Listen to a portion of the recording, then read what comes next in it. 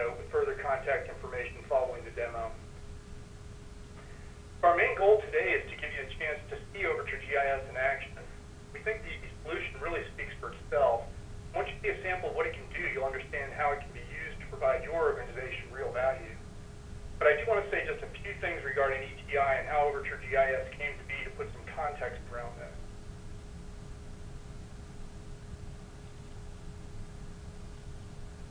For those of you who are new to ETI, we're a software solutions company focused on the broadband industry.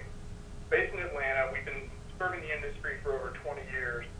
And although the details of the various systems and software products that we offer is outside of the scope of this presentation, I'll just say that we offer a full suite of operational and business support systems, now including service assurance, revenue assurance, network planning and engineering, business intelligence, and analytics with the addition of our new product, Overture GIS. Complementing our various software solutions, we have the world's largest inventory of off-the-shelf network element interfaces like fiber to the home, IPTV, DSL, telephony, and many others. Over all these years, we've become experts at integration, whether it's integration of network interfaces or other business support systems. Which is a really important point related to what you're about to see in Overture GIS. Although this solution obviously works with all of our other software, it's also architected to facilitate integration to any system that you might have that houses data that you'd like to use. So keep that in mind as we're going through this. As long as the data is available to us, we can bring it in for use with Overture because of the way it's designed and built.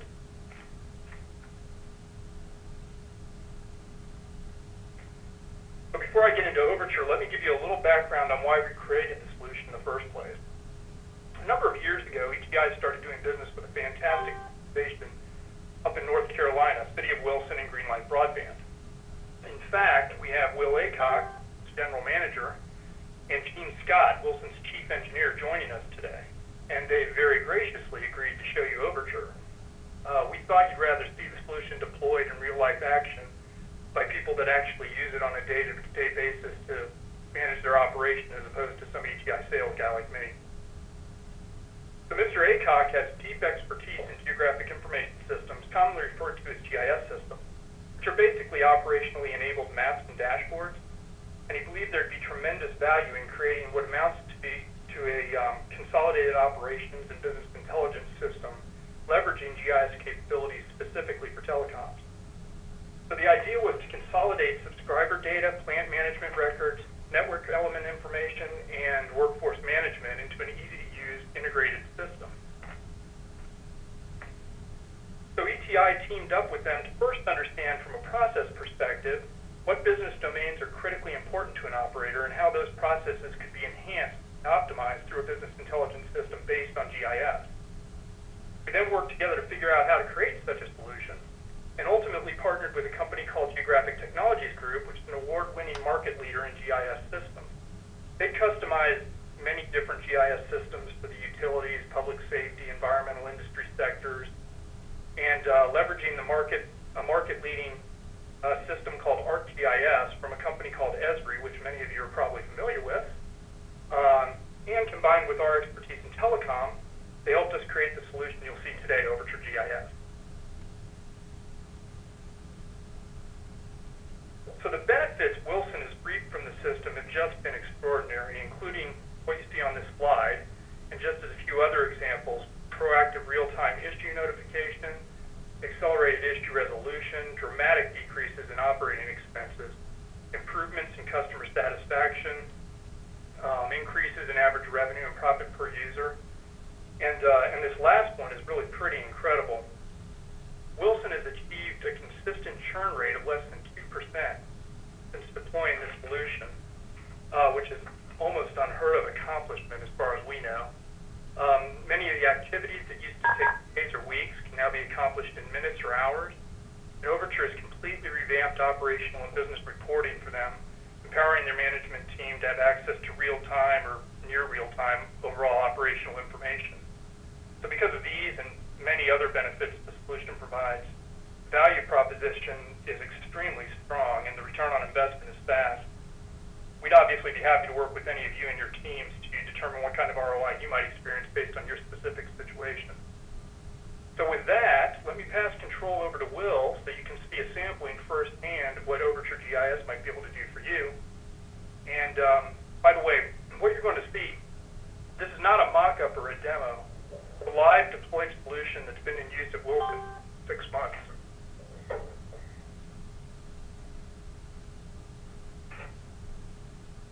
getting ready to pass control to you.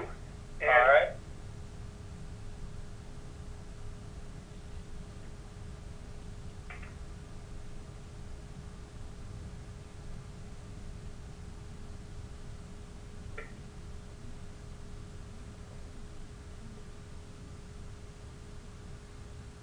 bear with me, finding your name in a long list.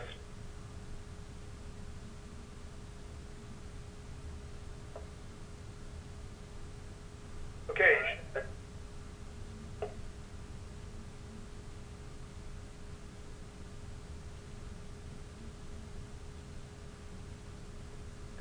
Can everyone see the map browser? George, you guys seeing that there? Yes. All right. Got it. Fantastic. Well, as George said, my name is Will Aycock. I'm the general manager here with Greenlight Community Broadband, and I've got Gene Scott, our outside plant engineer, with us. And before we dive into the tools, just wanted to briefly say that, you know, what this is all about for us and what our whole operation is about is really two things. One being customer service, and the other being efficiency.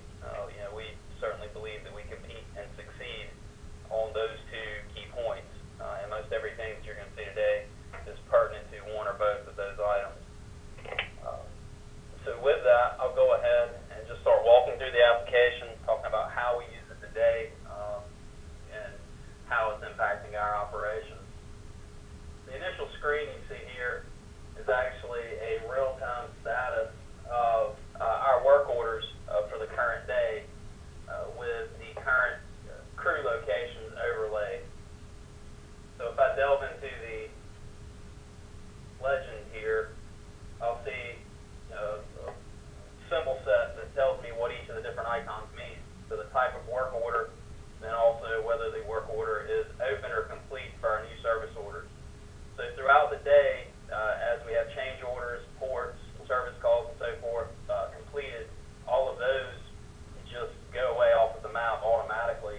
The new service orders actually just change the icon. That way, if we get a call back from that customer later in the day, TSR, CSR, whoever is going to know, hey, this is a new install, so I want to pay special attention to it because we just turned that customer up today.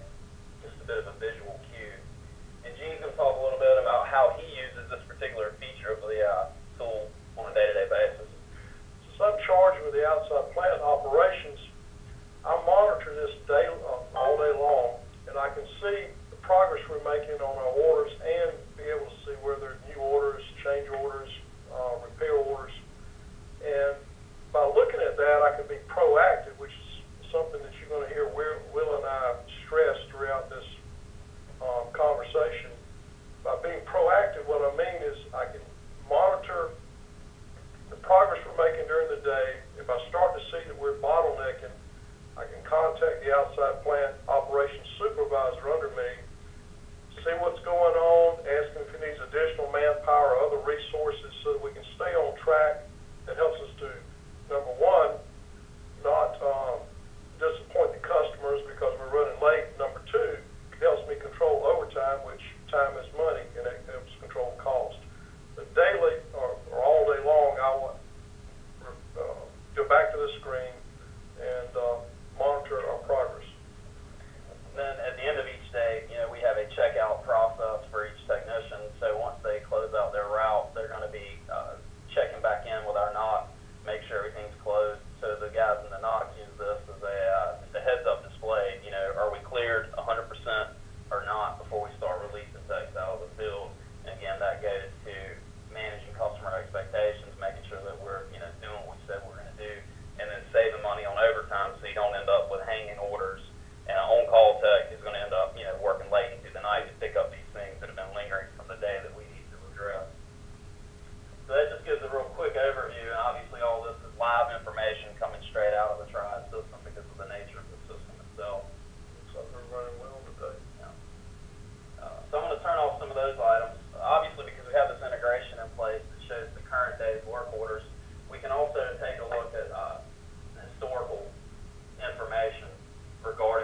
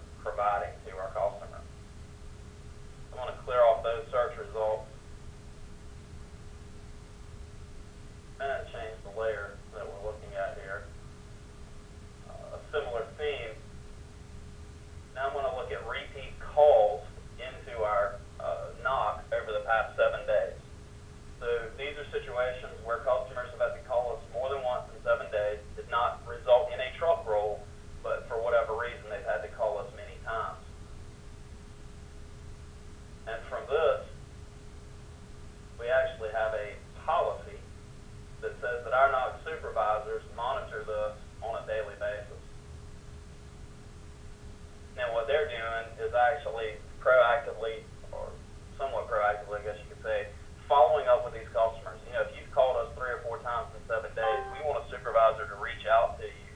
You know, make sure everything is going well, that we've addressed your questions, that you're comfortable.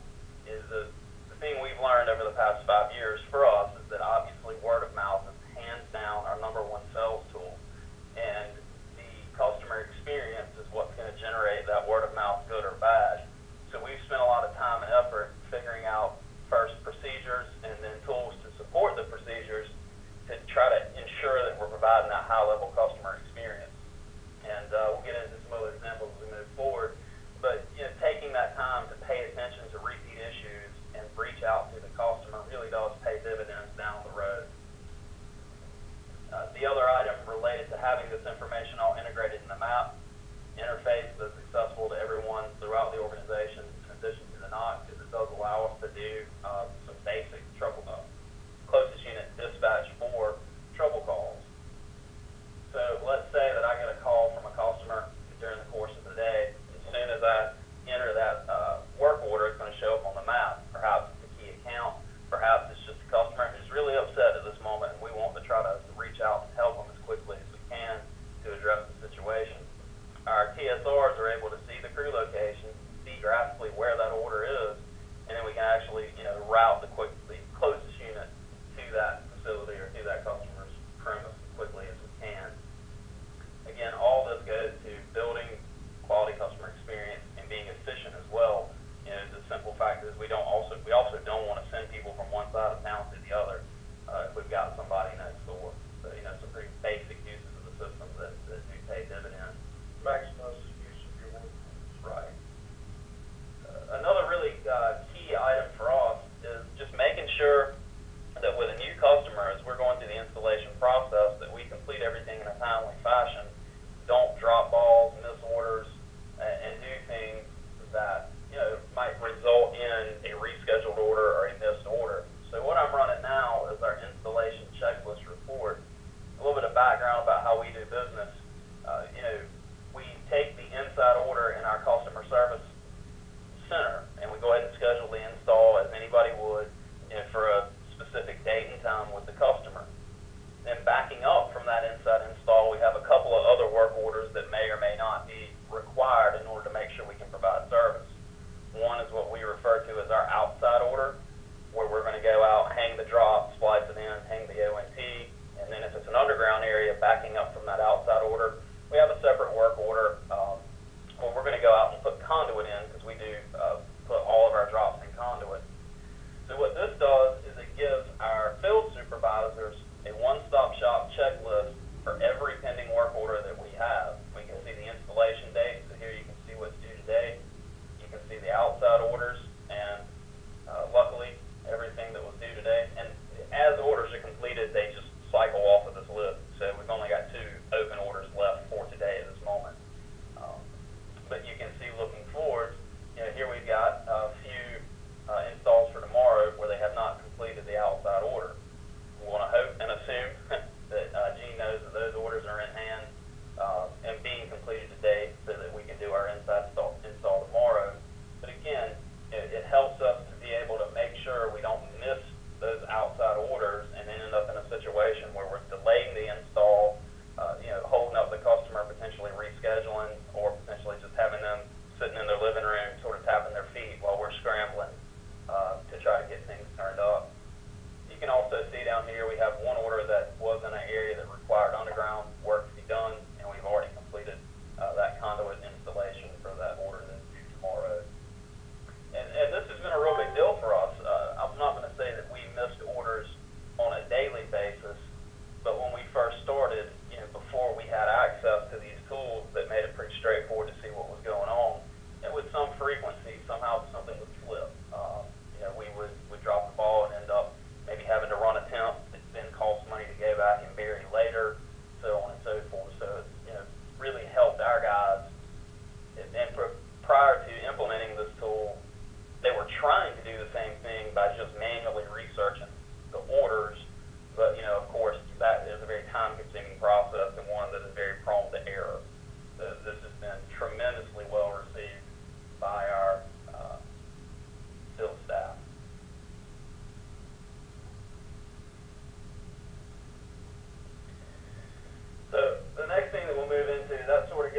high-level overview of work orders, and generally the point is a real-time view of current work, and also gives us the ability to do historical analysis via the map and reports of all the work that we've completed. In addition to dealing with work orders and service calls, we're also able to monitor alarms in real time through this map interface. So what I'm going to turn on now is our current, basically, network health, so to speak, based on the status of all the ONTs across the network. So for the last 24 hours, these are all of the alarms that have been thrown by an ONT over the last 24 hours that are still active. We have this particular view up in the Network Operations Center, and again, our TSRs are monitoring this, on a daily basis, on a real-time basis, and they're, validating what the alarms are as they come in, checking them out, and in many cases, actually dispatching those to technicians to go out in the field and take some action. And this particular tool has paid some pretty tremendous dividends for us over time. One very specific example, a year or so ago, I guess, or a little less than that, we had an inactive ONT alarm come up on the network. One of the TSRs was right there on it, saw that there was an issue, saw that our field service supervisor was literally a block away. So they said, hey, swing by this address. I see the ONT has gone offline. We just did the install yesterday. Let's check it out because we want to make sure the customer starts all on the right foot with us. So we knock on the door's open, and a lady is on the phone with her husband at the time, telling him that the green light services are out. And she hadn't called us first, she called her husband, and it sort of worked out to our benefit, because it turns out the gentleman that was on the other end of the line was the new school superintendent. And so the experience they had because of this tool was, we were installed, our services went down, we didn't call anybody, and within literally 30 minutes of the issue, less than 30 minutes of the issue presenting itself, there was a green light staff member at our front door getting the issue resolved. So he took care of that. They were very happy. We went on about our business.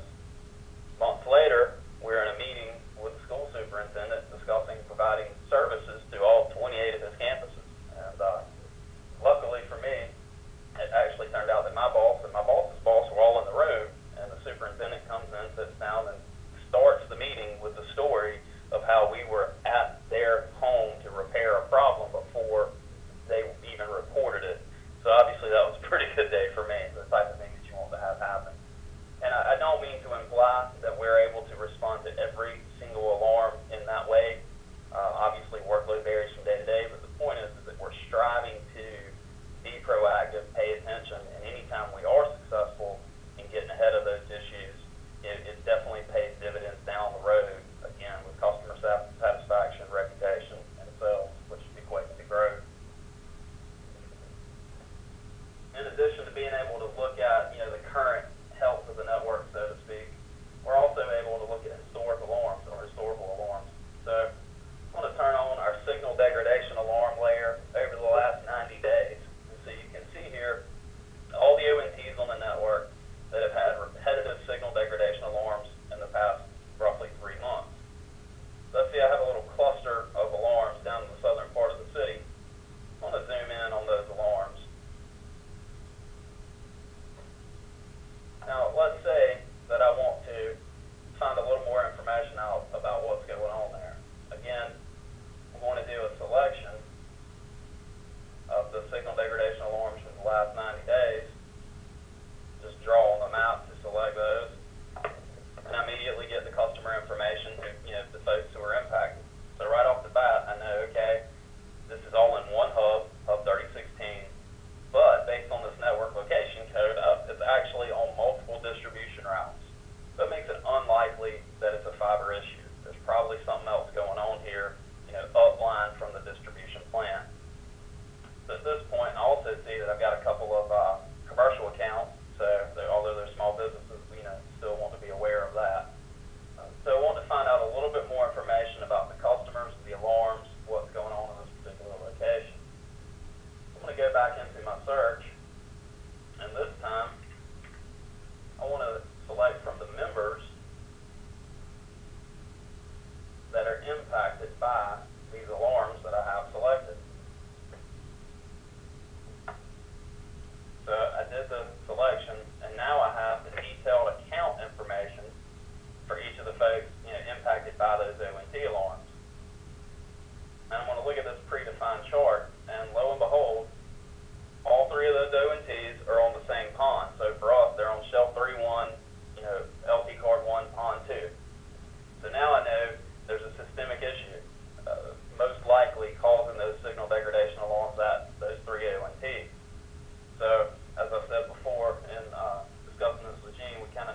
the rest of the story.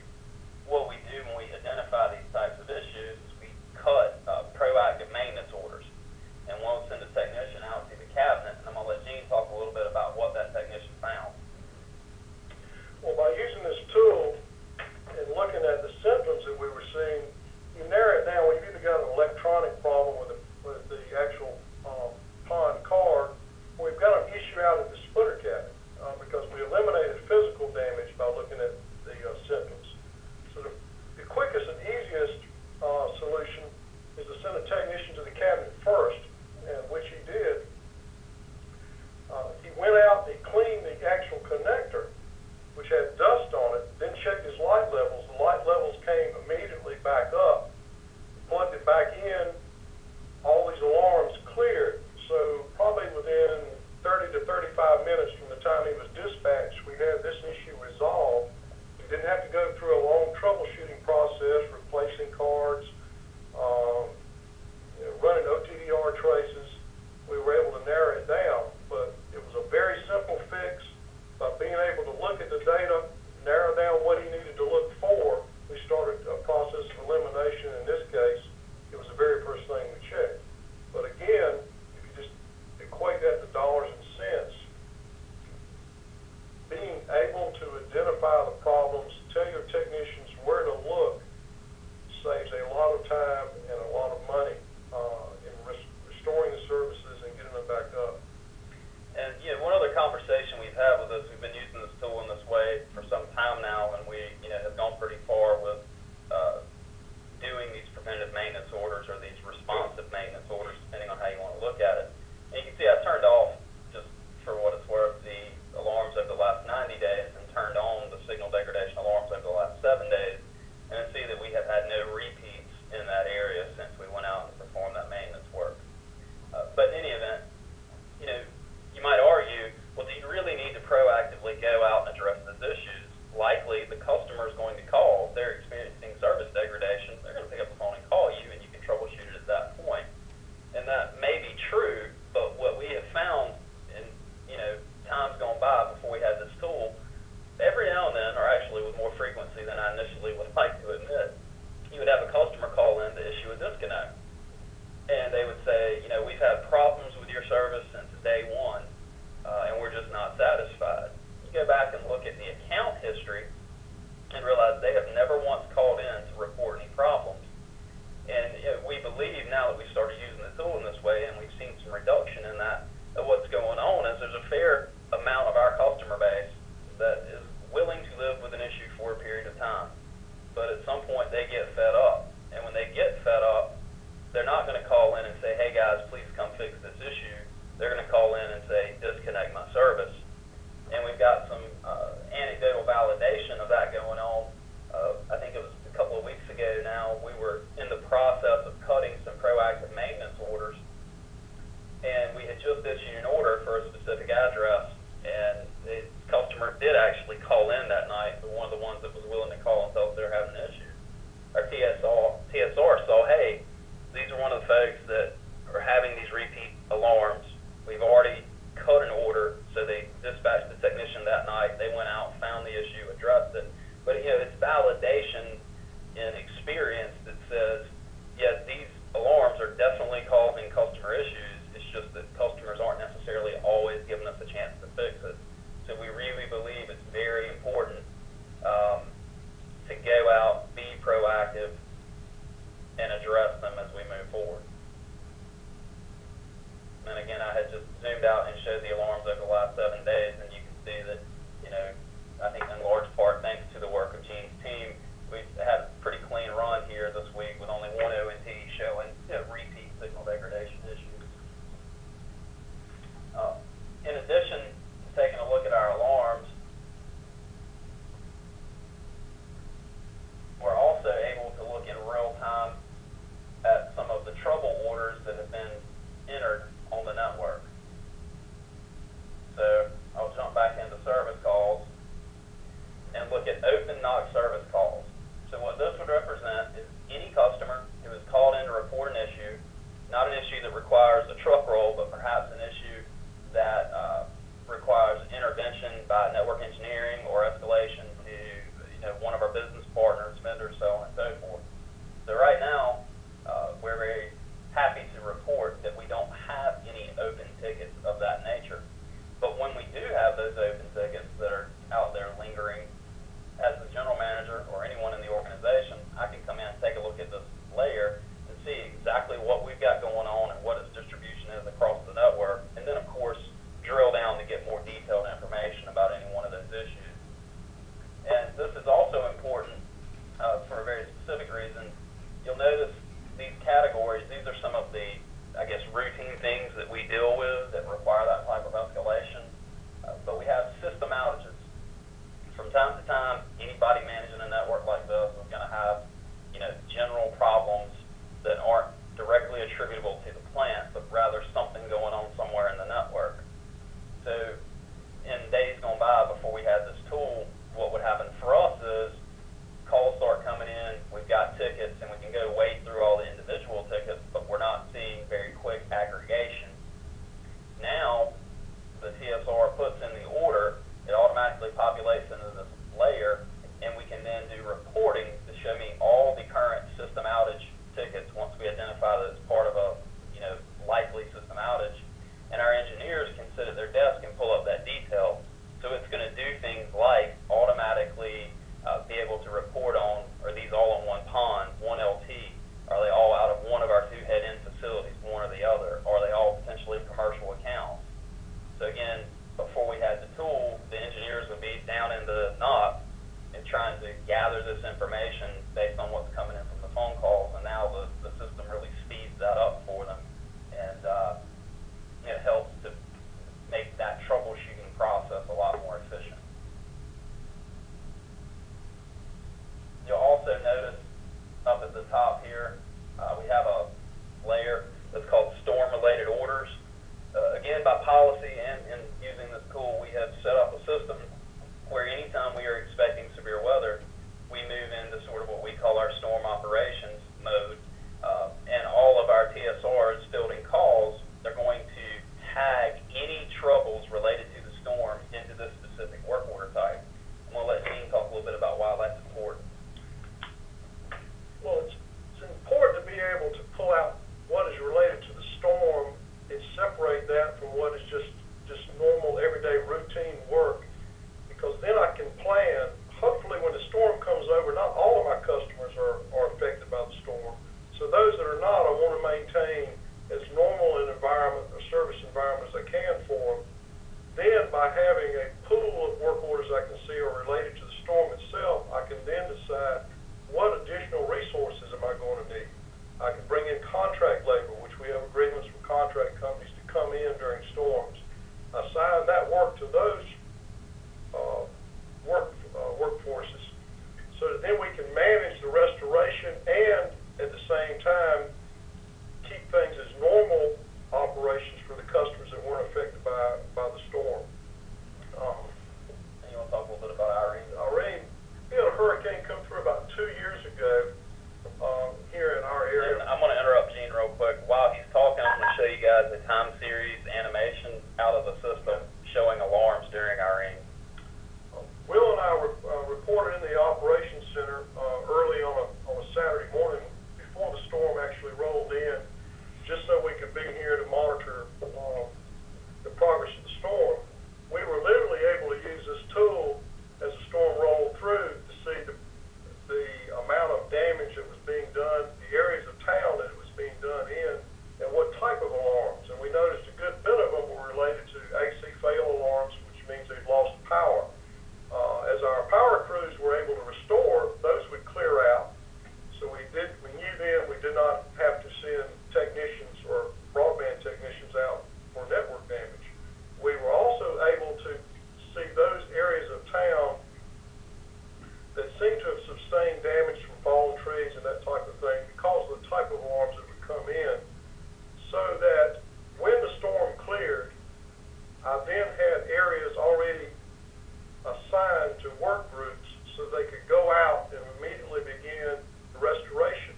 And days gone by, 30 years ago in the utility business, one of the first things we'd have to do after a storm passed was literally send survey crews out to look at the damage, do a physical assessment, come back, report it, then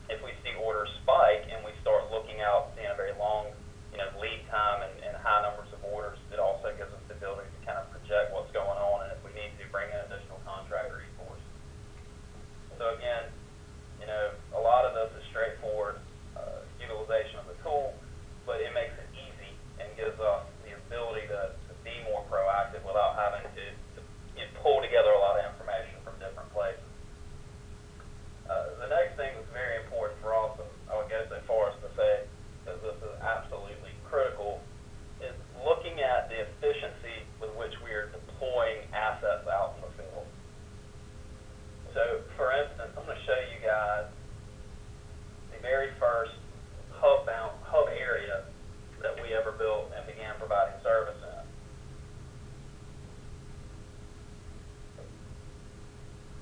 And you'll see here in this location, pulls up the hub, gives me all the customers inside the hub area, gives me their detailed records. I want to scroll down and see that we've got 116 active customers. So in a perfect world, because we typically use a 1/32 split rate, we would like to see that we've got 4 splitter cards deployed in that cabinet. Now I'm going to check and see how many I've actually got deployed. And you're going to quickly see that we actually have 6 splitter cards deployed in this cabinet. And as I hover over each one of these parts of the graph, I want to see that not a single splitter card in that cabinet is fully populated. And I've even got one that only has 1 customer on it. So, right off the cuff, without even doing any, serious math, I know that we've got more than $10,000 of wasted capital in this particular hub. Stuff we deployed that we really didn't need to deploy if we were managing the way we manage now.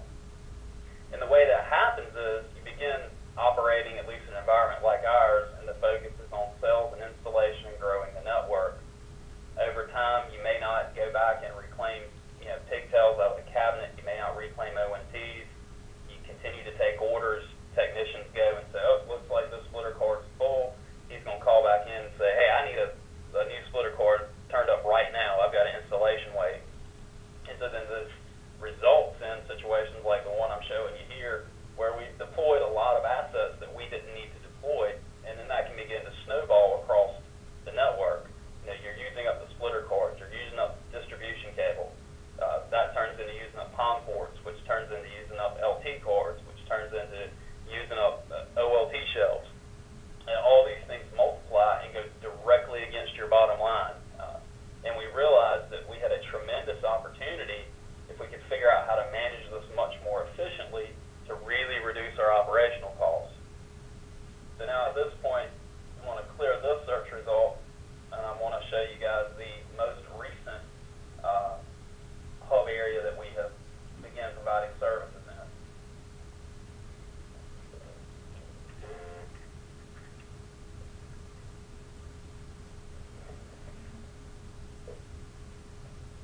So this takes us out to one of the areas that we've recently designed and built and opened up for service.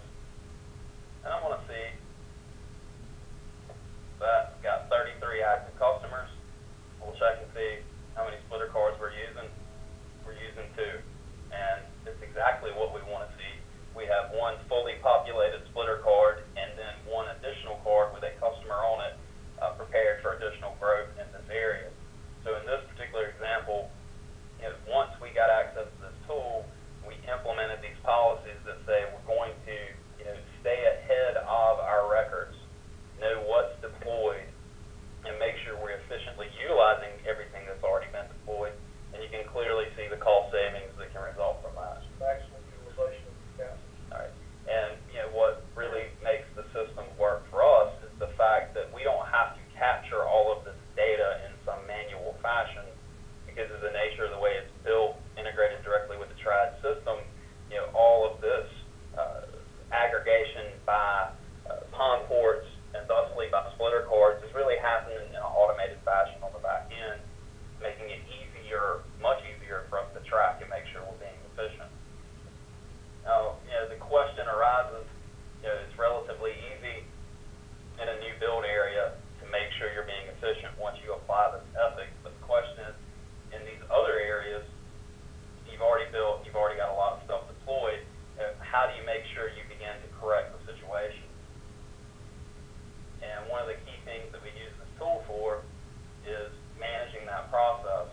So now I'm going to go back over to Hub 2007.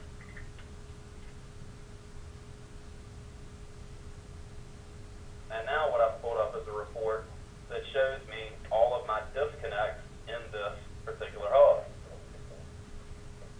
And it's going to indicate if we have reclaimed the ONT already, so we'll know whether or not there's an ONT there that's available for reuse, or if we've already got it and put it in service somewhere else. And it's also going to tell me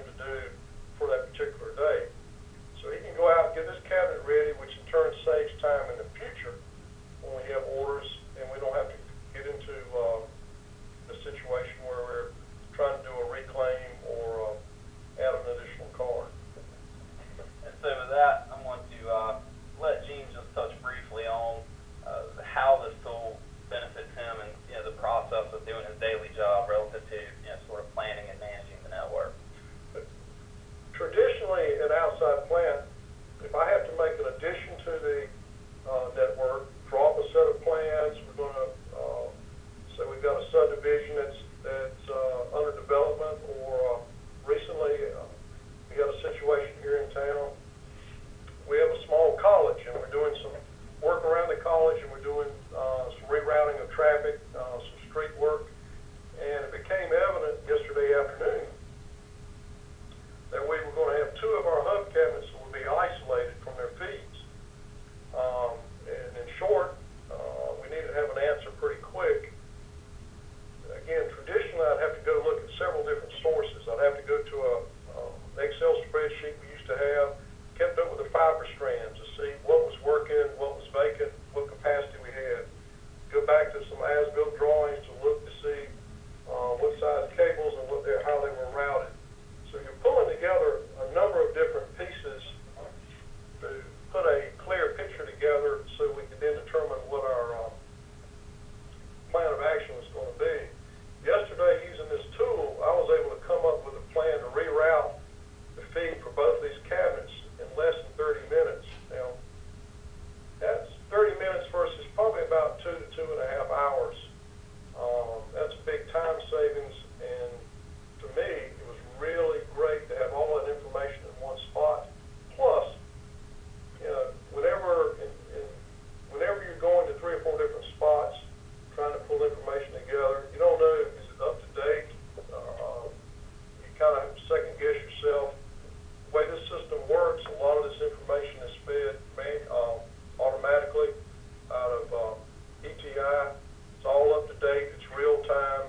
You're not waiting for somebody to manually enter it later. So it really, from an engineering standpoint, saves a lot of time. And so Gene mentioned there, you know, being able to see the disposition of the various strands inside of a cable. So what I did while he was talking was just selected a specific distribution strand and then launched the strand report for that, or the distribution segment launched the strand report for that segment. And what we get here is a detailed record of every strand inside of that particular cable. So I can see here that in hub 1001 distribution route B3, we've got a 24 count cable. It gives me the actual cable strand, so that's the strand inside of the sheet in that actual route. Again, the name of the distribution route for that particular cabinet area. And then the distribution strand number, which actually tells us, you know, what port back in the cabinet the distribution strand is connected to. And then it tells us the disposition of those strands, whether they are trade, dead, or potentially maintenance spares, with trade meaning that these have been brought out in naps and are there to provide service, you know, for customers. One thing that I think is fairly unique about the way this tool is working for us, all this information, the subscriber ID, the network location code, the feeder strand, the pond, and the customer class, that's all actually mined directly out of the TRIAD system. So that, you know, from the GIS perspective and the engineer's perspective, we're really just keeping up with everything to the left of status in this report. As services become activated, all of this other additional information just automatically shows up on the report because of the nature of the way that the system is designed. And so that can be useful if we want to, you know, check any specific route in the network and see, hey, what's active, you know, on this particular route, and gives you all that detail.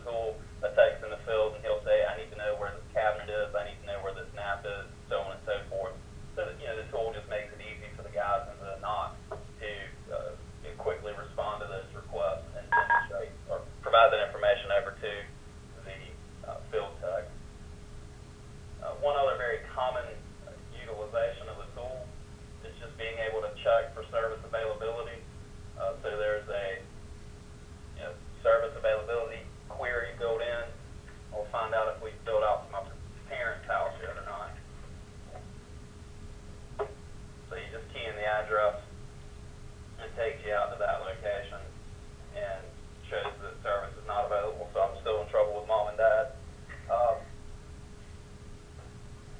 Or if you key in an address,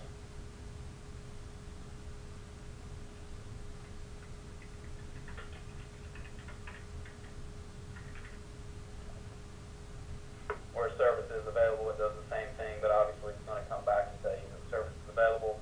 There's a third classification as we're doing phase network expansion, where the query actually returned and said pending launch, which we know in our process means that we're going to be providing service out there within the next 30 to maybe 45 days. So although it's not available today, we can go ahead and do pre-order for that customer to make sure we take advantage of that opportunity. So that's sort of a whirlwind overview of sort of the operational side of the application. And now I want to briefly turn to some of the more sales and marketing oriented ways that we use the tool. In order to do that, I'm going to open a different configuration. And you'll notice here that there are actually multiple map configurations. So this can be, you know, broken down into specific functional maps that are pertinent to a specific domain or operational area. So, you know, we have one here for customer service that has very limited amounts of information. The broadband map we were just in, which is really more for engineering and operations, and then sales for the sales and marketing type folks. And so here, what we're going to see, what we're looking at initially, is actually our penetration by census tract. So the pink area here, or purple area and the pink area, show the highest penetration areas based on census tracts. So let's just say that I'm interested in looking at our market penetration and then trying to do, you know, some real simple analysis. Maybe what are some of the characteristics of the areas in which we have the best penetration? But maybe I want to look at average income.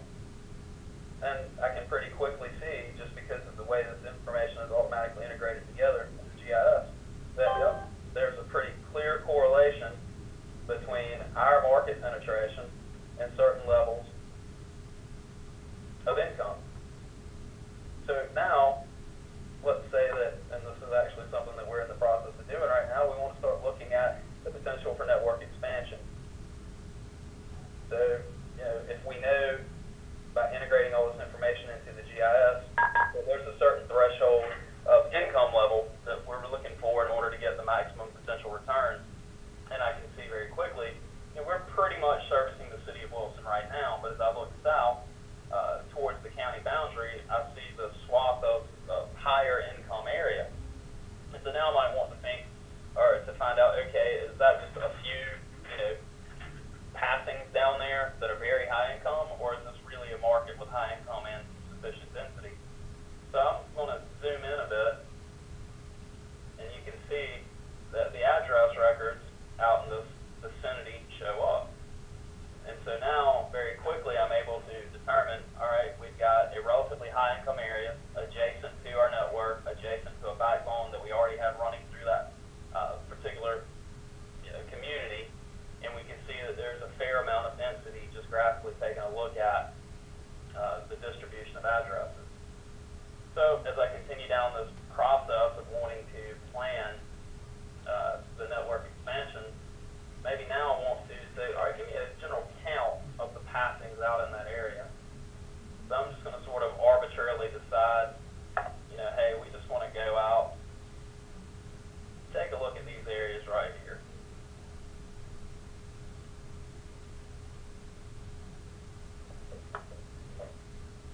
And what I'm about to get is a list of all the addresses in the area that I have defined.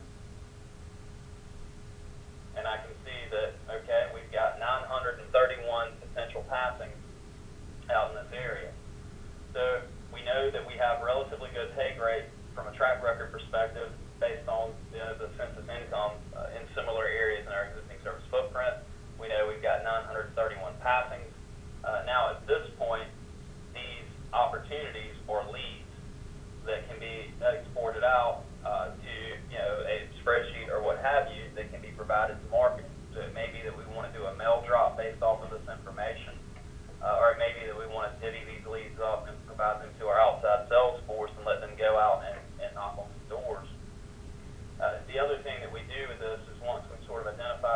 area, identified the passings, and generated leads, is we'll identify a minimum threshold or a minimum take rate that we really want to see before we commit to building out into the area. So obviously what we would do at that point is provide the list out to our outside sales folks, have them go out and do pre-sales, and once they get, let's say in this instance, 200 out of those 900 passings to commit and say, yes, we would like your service, then that'll kind of give us the green light, so to speak, to go ahead and begin construction. So again, it gives us that ability to sort of make some context-based decisions, drawing together information both about our existing services, the network infrastructure, and the census data, and it helps us from a planning perspective. I'm also going to show you guys some of the ways that we break out the various service levels that we provide. And you can see here, I'm a person who is very much driven by analytics, so I want to see everything every way possible. So we've essentially broken out the majority of our services by hub cabinet. So for instance, TiVo is a new product line that we're launching and we're trying to encourage adoption of. So now I can take a look and see what areas of the network are we having the most success in as far as getting this new product out to market. And I notice, as one might expect, okay, in the northern part of the city, where we have good general penetration, we're having a pretty decent adoption rate with the new TiVo service. But I also see there's some areas where we're not having such success. And I might wonder, is that because these people in this particular market area are not interested in DVR solutions? Well, I can also compare the TiVo adoption rate to the general deployment of our HD DVR subscribers, and what I very quickly see is, if for some reason in this particular area here that's called Brookside Manor, we're not getting the adoption that we'd like to see in the TiVo product line. So again, using the exact same process that I won't bore you with again, we can go in and select the addresses in those locations and target them for an advertising and marketing effort to try to encourage adoption of those higher tier services. And that's just one example. Obviously, as you have different products that you're trying to encourage adoption of, you can take advantage of that concept over and over again to be a little more targeted and granular with the marketing campaign. One other example of how we're using this tool for marketing, one of the little programs we do that we have found to be relatively successful is what we call our yard sign campaign. And so, let me turn on a couple of things here. We're going to take a look at this street, St. George's Drive, and you'll see that we have a pretty healthy adoption rate down St. George's. Quite a few folks in that area have our service, but on some of these side cul-de-sacs, all right, we've got some opportunities that we would like to take advantage of, particularly because this may be a very good market for us overall as far as the average revenue per user that we typically see.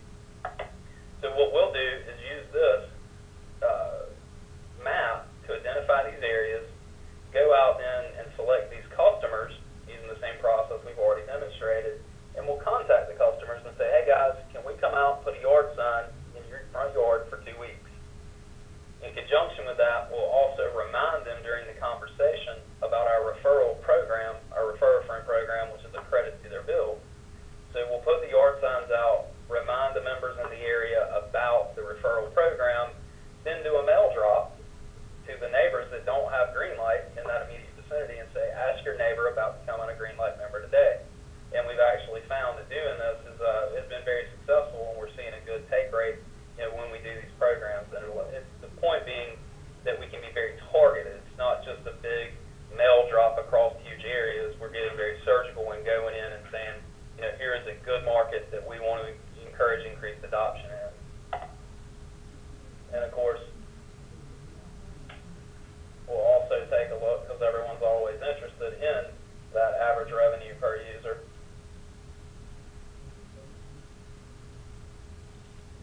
So here, average revenue per subscriber by hub. I'm going to turn that on. I think I may have to turn on. There we go.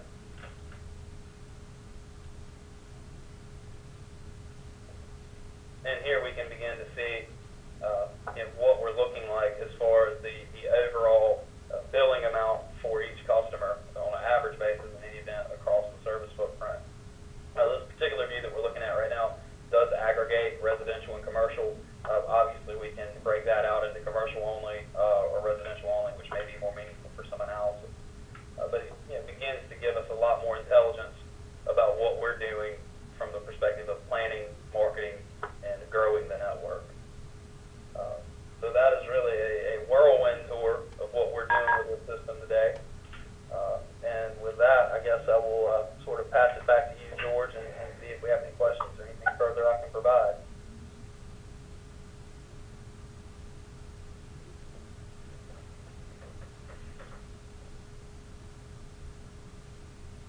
Hey, Will. Hey, thanks a ton, man. That was great. So what we're going to do now is just go over a couple of questions that were submitted, and if anybody else has further questions, please just type them into the chat box. It should be on your presentation screen. But the first question was, how is all this integrated with the Esri system behind the scenes? For that, I think I'll ask our partner, Geographic Technologies Group, David Holstock, to answer that, since they've got the real GIS expertise. David? You guys there? Star 6 if you're still muted. Hi, David Holstock here. Just want to answer that question. If anybody's invested in the Esri technology, it makes it a lot easier. All the products or the products you're looking at now they're all planned and designed and engineered around Esri's ArcGIS server solution. And we would deploy, if you don't have it, the ArcGIS standard enterprise solution, and that's one of the prerequisites for this GIS. So yes, we do integrate, we develop, and we integrate with all the GIS software, all the Esri GIS software. Okay, great. Thanks, David. Let's see, another quick question was, Will, this one's for you.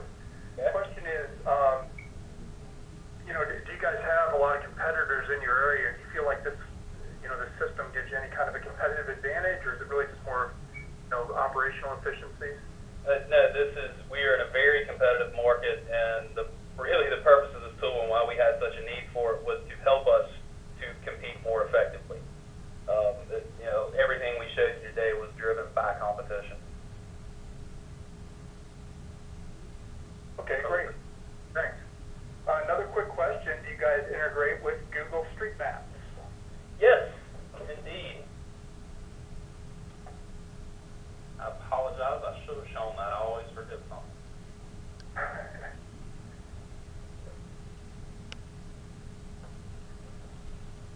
So I'm just going to zoom in here on an area of the network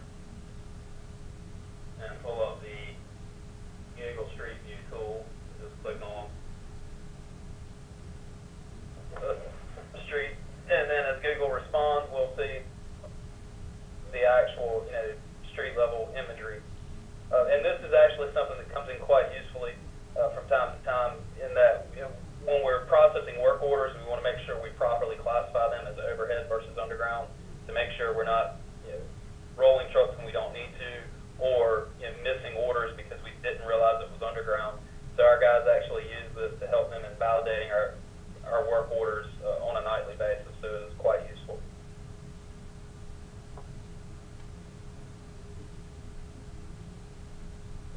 Okay, thanks. Another quick one is just related to census data that I think you already touched on this, but how does the system handle bringing data in from external sources, like census data? Right. Example.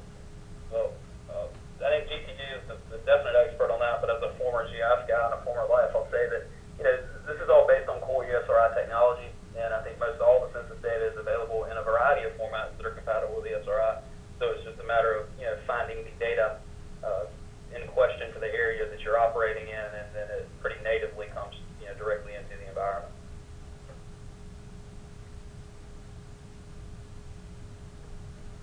Okay, another quick one is how have the employees responded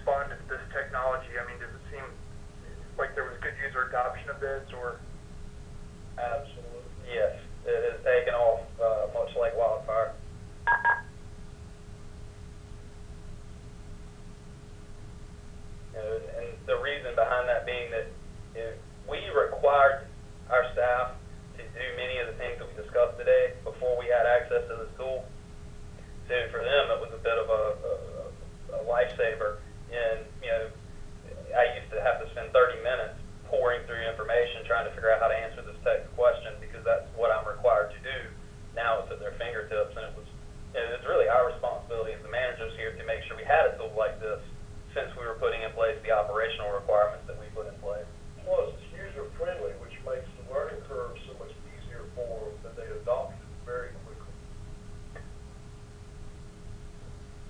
Yeah, okay, I think that actually ties in with another question we had, and again, well, I think you touched on it, but are you able to restrict the data views based on roles within an organization? I think when you were changing the configuration, you were basically doing that, right? When you switched Yes. to, for example? Yeah, I believe that is definitely a possibility within the system, although I think Steve and David and those guys at GTG know more about the details, but yes, I understand it can do that. All right. And yes, from the GTG side, each map configuration, there is security that can be enabled that can restrict the who each map configuration is available to. So, and it's not just that they see it and they can't get to it. If you enable the security and the user is not allowed access to that, they don't even see it to want it, to complain about not being able to get to it. Okay, thanks, Steve. Another question just came in asking about map tips. Is there any kind of map tips in here? Yes.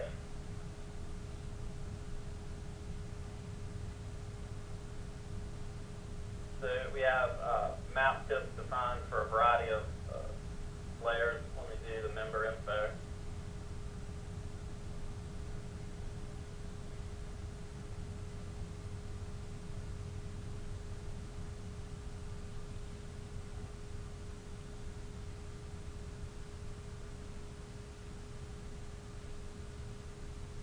So basically, it gives a blowout view, so you can just click on a given feature and get pertinent information about that feature at a glance. Okay, great. And that's a real productivity tool, again, for the frontline folks to be able to do that. And I think they're the ones that get the most use out of it. Excellent. Looks like that's all the questions we have. Well, again, listen, we really, really appreciate you all taking the time to attend this demo with us. And like I said, you got my contact information on that first slide, but we're going to send out a thank you note to all of you, which will include more detailed contact info. And please reach out to us if you have any further questions, and we'd love to talk to you more about Overture and what it can do for you. Have a great afternoon. Thank you.